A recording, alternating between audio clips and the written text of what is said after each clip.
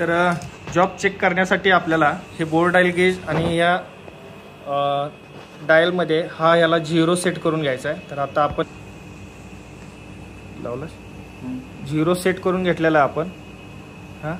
तर हे 0 सेट करून झाल्यानंतर ज्या जॉबमध्ये आपल्याला चेक करायचं आहे त्याच्या आय डीमध्ये आपल्याला हे बोर डायल गेज यूज करून ह्याची साईज चेक करायची आहे। तर ह्याची साईज आपल्याला ±15 मायक्रॉनपर्यंत चालते। म्हणजे आता हे 15 मायक्रॉनच्या आत आहे म्हणजे हा जॉब ओके आहे।